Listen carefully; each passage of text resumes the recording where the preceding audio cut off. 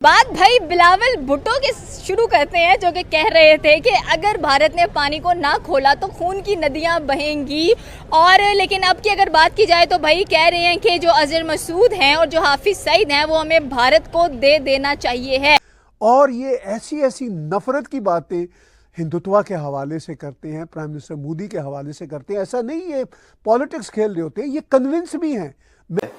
हाफिज सईद के बेटे ने, तलहा सईद ने बोला कि ये पाकिस्तान का गद्दार है Bilawal Bhutto. International news channel को इंटरव्यू देते हुए बिलावल ने जो बातें की, भारतीय सहाफ़ी के सवालात के जो जवाबात दिए, हकीकत में वो जवाब बनते नहीं थे, जिससे हम सब की, पूरी पाकिस्तानी कौम की दिल आज़ारी हुई है। इस पर हम उसके इस बयानात की भरपूर मजम्मत करते हैं। अब यहाँ पे तो हम लोग इतना ज्यादा हैरान परेशान नहीं है जितना कि भारत में बात की जा रही है। भारत का मीडिया भी बात कर रहा है और उनका कहना है कि क्या वाकई में पाकिस्तान की गवर्नमेंट वाकई में इतनी सीरियस हो गई है कि अब वो हाफिज सईद और मसूद अजहर इस तरह के जो अनमोल रतन पाल के रखें, क्या वाकई में उनको देने के लिए तैयार है। ब्रिक्स के अंदर कह लेंगे जो कि समिट होता हुआ दिखाई दे रहा है 2025 ब्राजील में, वहां पर जो पीएम ऑफ इंडिया है नरेंद्र मोदी, उनकी तरफ से भी एक बहुत हार्श स्टेटमेंट, एक बहुत ज्यादा कह लेंगे बैकफायर किया गया है पाकिस्तान के लिए कि ऐसा मुल्क जो जहां पर दहशतगर्दों को पाला जाता है, उनको पनाह दी जाती है, उसके अगेंस्ट हर किसी को कोई ना कोई फैसला करना पड़ेगा। पाकिस्तान कभी हैंडओवर नहीं कर सकता। हैंडओवर करने के फिर इसके कारण अलग हो जाएंगे। इसके कारण अलग हो जाएंगे हैंडओवर के, कि अगर आपने हैंडओवर कर दिया फिर तो इंडिया सारा कुछ निकाल लेगा। ठीक है, आपको एक सीरम देनी है, खुद अपने आप रियाज करना शुरू कर देगा गरारे करके नमक के पानी से। क्योंकि मुझे लगता है कि हाफिज सईद और मसूद अजहर अब हमारे किसी काम के नहीं रहे, खामा खाई में रोटियां तोड़ रहे हैं बैठे हुए। इससे बेहतर है इनको भारत के हवाले कर देते हैं, भारत भी खुश और हमारा कोई नुकसान भी नहीं होगा। इसलिए कि वैसे भी निकम्मे निखट्टू किसी काम के तो रहे नहीं है, तो इनको उठाकर किसी को दे दो तो उससे बेटर है कि भारत को ही दे दे। तो मोदी जी भी जरा खुश हो जाएंगे और जरा पानी शानी जो बंद करने की बातें कर रहे हैं ना, तो वो बातें जरा करना बंद कर देंगे। सर, मोहब्बत की आपने बात की कि लोग उनसे नफरत करना शुरू कर देंगे, मोहब्बत नहीं करेंगे। बात फिर वही आती है कि ये जो मासूम जानों के खून बहाए जाते हैं, या कह लें कि जहाँ कहीं पर भी हमें एक हादसा नजर आता है उसमें Pakistan top of the list नजर आता है। और कहते हैं कि जो पाकिस्तान में से ये जो कह लें कि लश्कर तैयबा है, ये जैश ए मोहम्मद है, यही सब कुछ करते हैं और पाकिस्तान इन पर कोई एक्शन नहीं लेता है। और स्पेशली बड़े कह लें कि रिस्पेक्टफुल तरीके से इनके ऊपर इनका साथ देते हैं, इनको सिक्योरिटी फ्राहम करते हैं, ये कह लें कि इनको बहुत अच्छी तरीके से सपोर्ट करते हैं। ना सिर्फ भारत बल्कि हर एक जो मुल्क है वो पाकिस्तान को दहशतगर्दी की निगाह से देखता है। पहले कह लें कि हमने देखा कि एससीओ की मीटिंग के अंदर पहलगाम अटैक को कंडेम नहीं किया गया था। उसके बाद अगर देखा जाए तो जो दूसरी मीटिंग थी उसमें भी कंडेम कर दिया गया, फिर ब्रिक्स के अंदर भी कंडेम किया गया है। तो यहाँ पर तो जो भारत है उसका पलड़ा काफी भारी नजर आ रहा है। एक और नजर आ रहा है मोदी का, जब उसने कहा है कि भाई ठीक है, जहाँ दहशतगर्दी पलती है, जहाँ पर दहशतगर्दों को पाला जाता है, उन्हें संभाला जाता है, शेल्टर दिया जाता है, उसी मुल्क को क्यों ना हम लोग कुछ तगड़ा जवाब दें सारे मिलकर। सही सिर्फ ये कहता हूं कि अगर तुम्हें ये लगता है ये वो पाकिस्तानी जो है ना, ये ऐसी कौम है, ये फौज ऐसी है जिसने इन्होंने तालिबान के एम्बेसडर को बेच दिया था, आज की तारीख में उनको ये लगता है कि हाफिज सईद असेट है।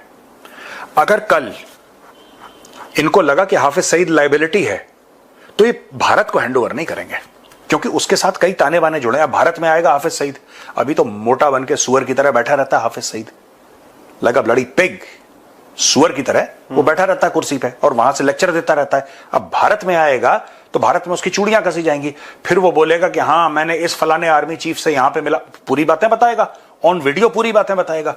जब वो पूरी बातें बताएगा तो पाकिस्तान की पोल पत्री खुल जाएगी। मतलब कि फर्स्ट पर्सन अकाउंट हो गया ना ये तो।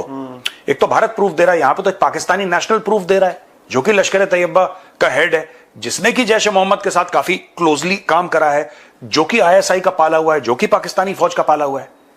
अगर पाकिस्तान को यह लगा कि ये बहुत बड़ी लाइबिलिटी बन गई है हमारे लिए, ठीक है, डोंट बी सरप्राइज्ड अगर पाकिस्तान अचानक एक दिन आपको एक खबर मिले कि हॉस्पिटलाइज वो हो गया, फूड पॉइजनिंग हो गई या कुछ और हो गया, तीसरी कोई बीमारी हो गई, मैसिव हार्ट अटैक से हाफिज सईद मर गया, 100% हो सकता है।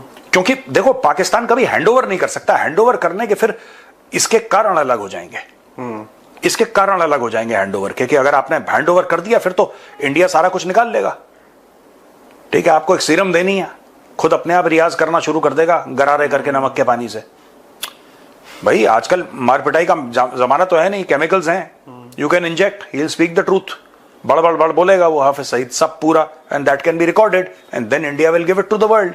एक diplomatic, massive diplomatic offensive India mount करेगा पूरी दुनिया में कि पाकिस्तान के ऊपर सैंक्शन लगाओ, इसने अटैक करवाए, 26/11 इसने करवाया, खुद कबूल रहा है, जिसने करवाया वो कह रहा है हाँ, you know he will say कि उसका नाम हाफिज सईद है और उसी ने करवाया। मतलब they will be a complete, Pakistani afford नहीं कर सकता इस वक्त। IMF का पैसा रुक जाएगा, वर्ल्ड बैंक का मजबूरी में रुक जाएगा, even if America wants to fund, मजबूरी में रुक जाएगा। अगर पाकिस्तान की गले की हड्डी बन गया हाफिज सईद, तो हाफिज सईद को अचानक मिलिट्री हॉस्पिटल में कुछ हो जाएगा, अचानक। तो जो ताला सईद सोच रहा है ना कि उसके बाप को, इंडिया को, मुझे नहीं लगता कि पाकिस्तान कभी और यही मसूद अजहर के साथ होना है। आज की तारीख में पाकिस्तान इनको समझता है असेट, कल ये लायबिलिटी बन जाएंगे। जैसे ऑपरेशन सिंदूर करा, टचवुड 2 महीने से कुछ नहीं हुआ, कश्मीर में शांति है, सब कुछ नहीं हुआ। इनको पता है कि भारत के हाथ खुजा रहे हैं अभी, कि बेटा तुम करो जरा एक बार और फिर तुम देखना हम तुम्हारा क्या करते, तुम करो एक बार, करो। ये पाकिस्तान अफोर्ड नहीं कर सकता अपने लोगों को, चाहे उसने 50 झूठ बोले हो कि हमारी फतेह हुई और हमने भारत के ऊपर जहाज उड़ा दिए इंशाल्लाह, और ये सब जो भी बकवास उनको करनी है, वो पाकिस्तान का सच्चाई इनको पता है कि जूते इनको पड़े हैं, रुसवा जलील हुए हैं और दोबारा होंगे। मसूद अजहर और इसी तरह के जो अनमोल रतन हमने बना के रखे हैं, उनके लिए कहा गया है कि जी हमारे हवाले किया जाए, और एक बार फिर यही बात जो है वो होती हुई दिखाई दी। बिलावल साहब के इस स्टेटमेंट को कई लोग इस तरह से भी ले रहे हैं कि जी बिलावल साहब ने ऐसे कैसे कह दिया, और उनको इतनी हिम्मत कैसे आ गई, या उनको इतनी परमिशन कहाँ से मिल गई। तो कहा तो यही जा रहा है कि, या समझ में तो काफी लोगों के यही आ रहा है कि यकीनन एस्टैब्लिशमेंट, यानी कि समझे तो गवर्नमेंट, फौज और जितने भी इदारे एस्टैब्लिशमेंट का हिस्सा हैं, शायद उन्होंने बिलावल साहब को ये परमिशन दी होगी कि जी आप ये स्टेटमेंट दे सकते हैं। इसलिए कि अगर कोई एक्टिविस्ट, कोई जर्नलिस्ट या कोई और मीडिया पर्सन अगर ये बात कर रहा होता तो हम कह सकते थे कि जी इन्होंने खुद से ये बात कही है और ये इनका अपना एक जाती ओपिनियन हो सकता है।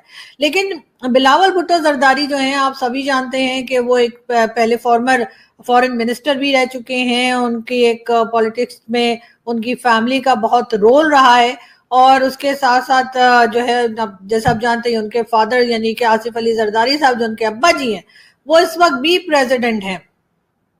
तो यकीनन आसिफ अली जरदारी साहब को देखते हुए और बिलावल साहब के जो पॉलिटिकल कैरियर है उसको देखते हुए, क्योंकि अभी वो एक आप जानते हैं कि विजिट पर भी गए थे एक डेलीगेशन लेकर, और उन्होंने कई कंट्रीज का विजिट किया जहां पर उन्होंने ऑपरेशन सिंदूर के बारे में बताने की यकीनन कई कंट्रीज को डिटेल्स बताई होंगी। लेकिन बात सारी ये है कि वो एक प्रोमिनेंट पॉलिटिशियन हैं, और किसी को अच्छे लगे या बुरे लगे, लेकिन बहरहाल उनका अपना एक प्रोफाइल है, और जो कि यकीनन काफी तगड़ा किस्म का प्रोफाइल है। तो ऐसे में अगर कोई जर्नलिस्ट ना हो के या कोई और मीडिया पर्सन तो ये बात नहीं कर रहा कि जी हाफिज सईद को जो है वो दे दिया जाए भारत को।